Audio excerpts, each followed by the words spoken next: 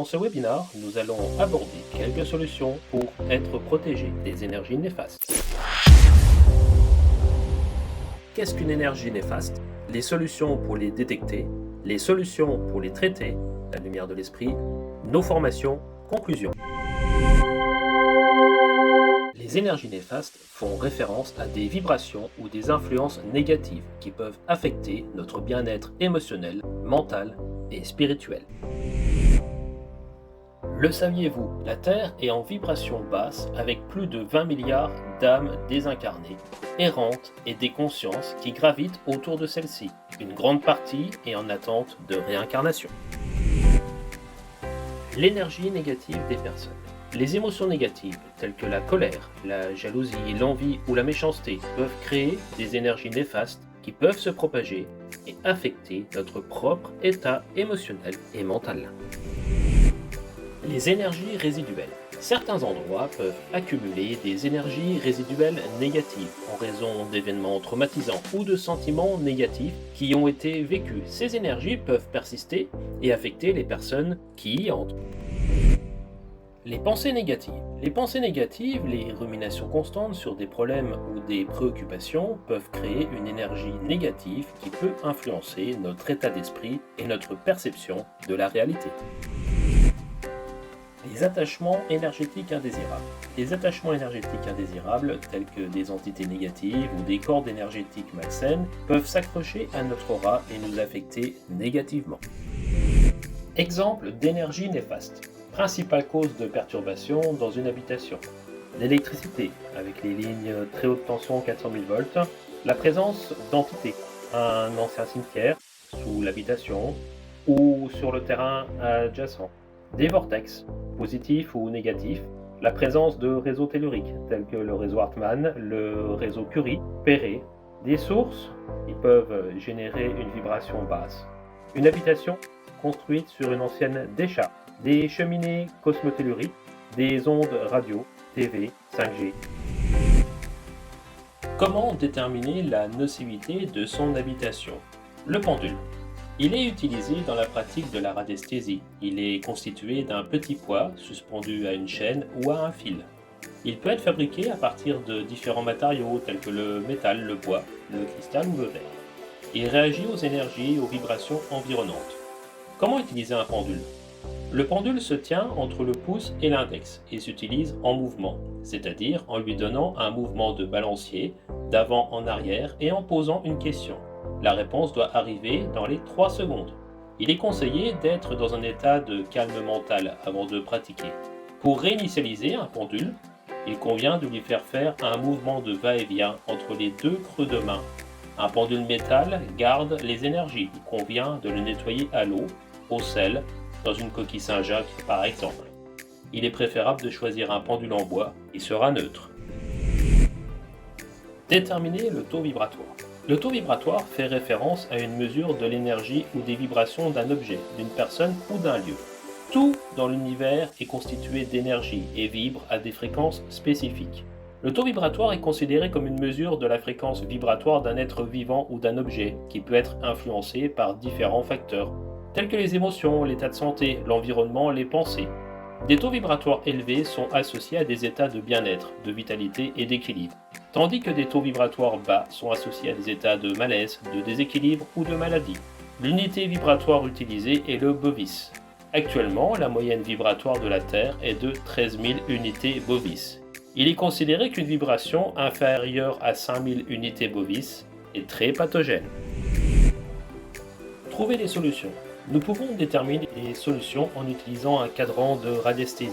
De la même manière que nous avons évoqué précédemment, nous allons utiliser le pendule, le lancer d'avant en arrière. Celui-ci ensuite indiquer une réponse. Passage d'âme, prière, sauge blanche, celle dans les coins des murs, eau bénite, exorcisme, aide extérieure, trop puissant, ou autre réponse. Nettoyage à la sauge blanche.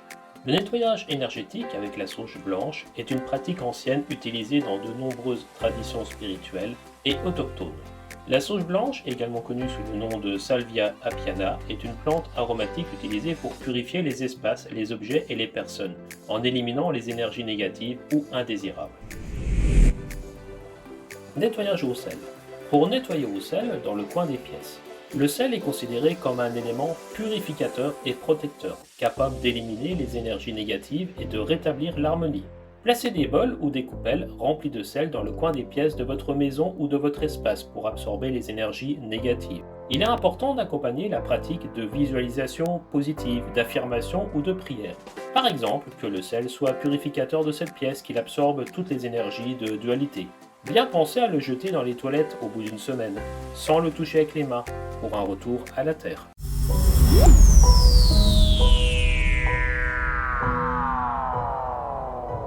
L'une des principales motivations pour se former au magnétisme est la possibilité d'aider les autres, en acquérant des connaissances et des compétences en magnétisme. La formation au magnétisme peut également favoriser votre propre développement personnel. Elle peut vous aider à développer votre intuition. En vous formant au magnétisme, vous pouvez acquérir des compétences qui vous permettent d'agir de manière autonome. La formation au magnétisme offre également une occasion d'explorer un domaine fascinant et peu conventionnel. Le magnétisme peut être utilisé en complément d'autres pratiques de santé et de bien-être, telles que la médecine traditionnelle.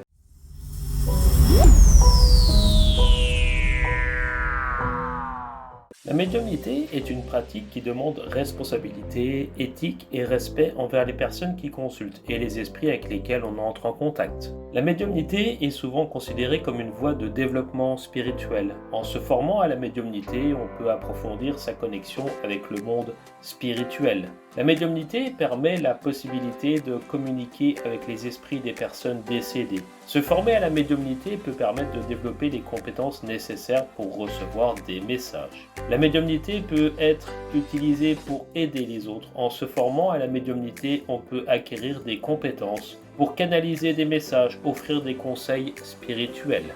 La médiumnité nécessite de développer son intuition et sa sensibilité énergétique. En se formant à la médiumnité, on peut apprendre à écouter son intuition, à faire confiance à ses ressentis. La médiumnité peut ouvrir de nouvelles perspectives et approfondir la compréhension de la nature, de l'existence, de la vie après la mort et de la spiritualité.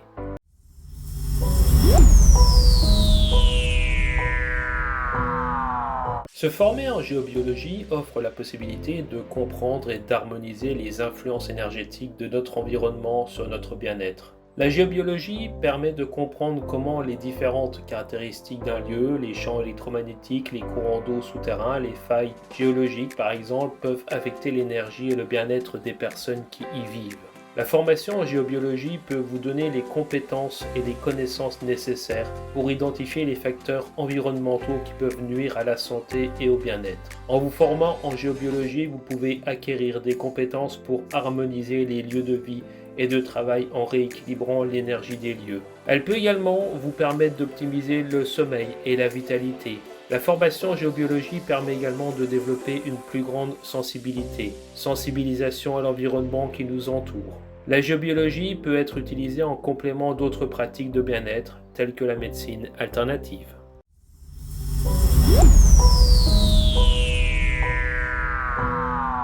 L'hypnose spirituelle peut favoriser la croissance personnelle et l'évolution de la conscience. L'hypnose spirituelle permet d'explorer les profondeurs de la conscience et de découvrir des aspects de soi-même que l'on ne peut pas percevoir dans l'état de conscience habituel. L'hypnose spirituelle peut aider à la guérison des blessures émotionnelles et spirituelles, en permettant d'accéder à des souvenirs enfouis ou des traumatismes passés.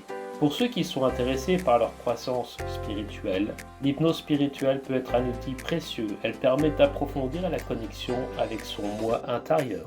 L'hypnose spirituelle est également utilisée dans un contexte thérapeutique pour aider les individus à surmonter des problèmes tels que l'anxiété, la dépression, les phobies, les dépendances, les troubles du sommeil.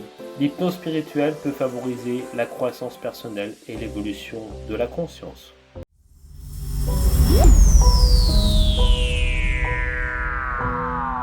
La formation aux soins philippins peut aider à affiner ses sensibilités énergétiques et à se connecter à son potentiel de guérison. Les soins philippins considèrent l'être humain dans sa globalité, prenant en compte les dimensions physiques, mentales, émotionnelles et spirituelles de la personne.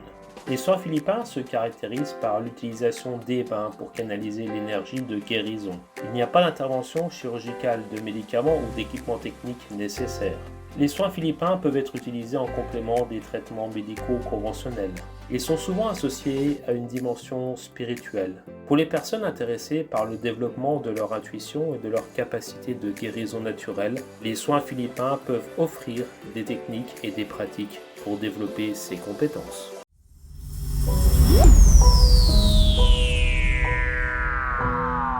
La formation à la communication animale permet de développer une connexion plus profonde avec les animaux en comprenant leur langage non verbal, leurs émotions et leurs besoins. La communication animale permet d'écouter et de comprendre les besoins des animaux de manière plus précise. Cela peut être particulièrement utile dans des situations où les animaux ne peuvent pas communiquer verbalement leur inconfort, leur douleur ou leurs préoccupations. Faciliter les soins et le bien-être des animaux en développant des compétences de communication animale. Il devient alors possible d'apporter un soutien émotionnel et physique aux animaux. La communication animale peut également être appliquée aux animaux sauvages. La formation à la communication animale peut être un moyen de développer ses capacités intuitives et son ouverture d'esprit. Certains professionnels travaillant avec les animaux, tels que les vétérinaires, les éducateurs canins, les thérapeutes pour animaux, peuvent trouver bénéfique de se former à la communication animale.